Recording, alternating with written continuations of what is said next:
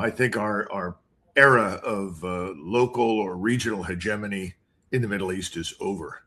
I think we're going to be swept completely out of the Persian Gulf. But there are going to be new rules, and we're not going to be there. I mean, why would you welcome us back in? Because the population certainly doesn't want us there. That's increasingly obvious. The ruling elites wanted us there on the assumption that we would protect them. Well, we've turned out to be incapable of protecting them. So this whole notion of deterrence has been lost. And I don't think this bombing campaign is going to restore it. So right now, this whole thing is burning down the economy. Everything that needs petroleum is absent from all the major countries in the world except ourselves, and to some extent also in Europe.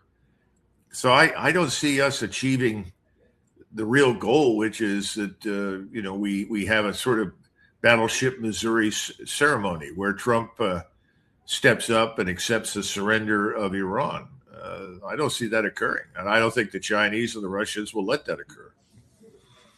What will the Chinese and Russians do if it looks as though the United States is effectively degrading the infrastructure and governmental structures in Iran?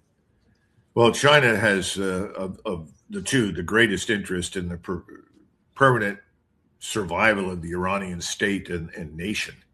They're not going to welcome any attempts to break it up.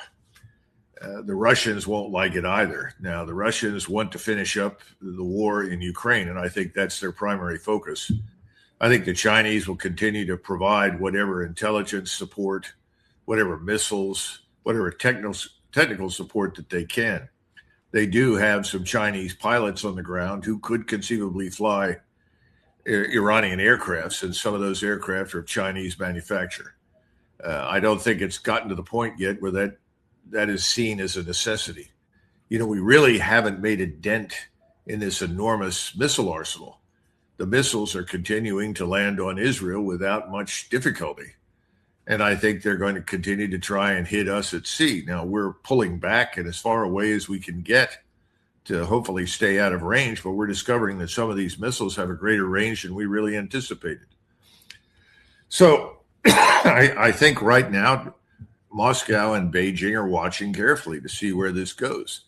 But we should be careful in the United States not to declare victory. Yes, I'm sure we have air supremacy in the northwest of the country.